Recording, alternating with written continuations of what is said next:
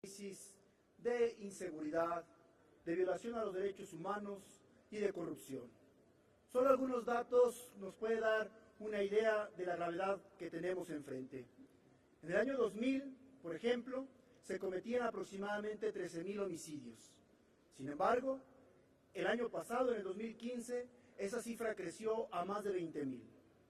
En el año de 2000, por ejemplo, teníamos registrado algo así como 2.900 secuestros. El año 2015 se registraron 32.000 secuestros. El año pasado llegamos a la cifra, por ejemplo, de casi 30.000 desaparecidos. Sin embargo, ante esa grave crisis, el gobierno solamente se ha dedicado, y quienes han dirigido las políticas públicas de seguridad, en culpar al eslabón más débil de este entramado que es la seguridad pública, y que son los policías municipales, policías estatales, ministerios públicos y peritos.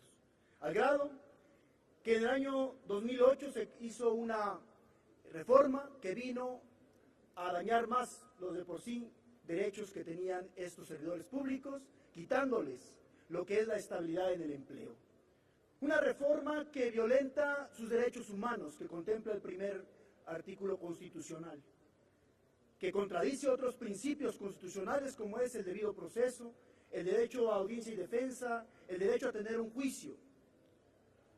Por eso, las políticas públicas no han cambiado en este país, porque desafortunadamente las políticas públicas de seguridad están hechas pensando en otras cosas y no pensando al verdadero recurso que es el recurso humano en la seguridad.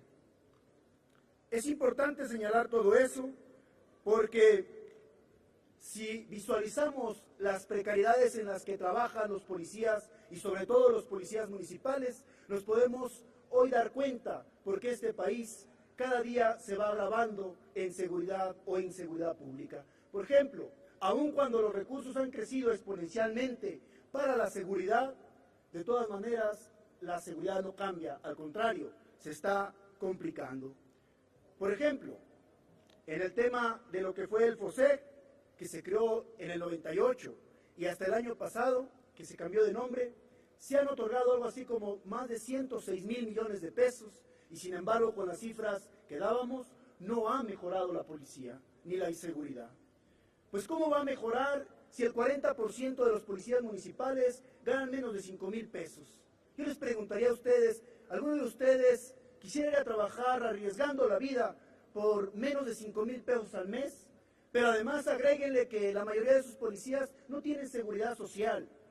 Además, la mayoría de policías trabajan entre 8 y 48 horas seguidas, lo que implica que va en contra de los estándares que ha establecido para los policías la Organización de las Naciones Unidas.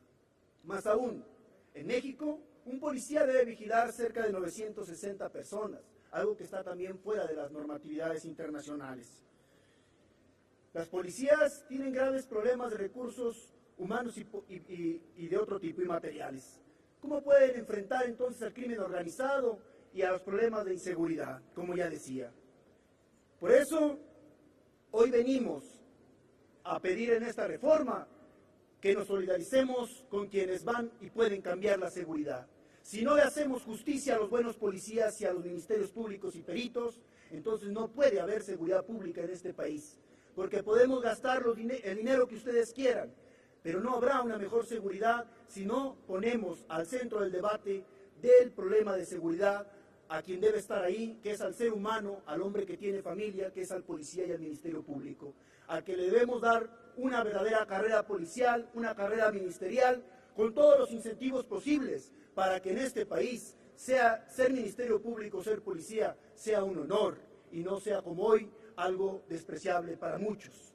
Para esos buenos policías tenemos que buscar cómo recuperarles la dignidad, dándoles las herramientas suficientes. Y debemos empezar con reformar el artículo 123 para darles un juicio que sea justo y que no, queriendo supuestamente limpiar las policías, hoy les hemos quitado el derecho a la estabilidad en el empleo, algo que va en contra también de lo que son los tratados internacionales Y si hacemos un comparativo de lo que pasa en otros países, vemos que en otros países sí se les trata con justicia a los policías y a los ministerios públicos. México es de los países que peor trato dan a sus ministerios públicos, policías y peritos.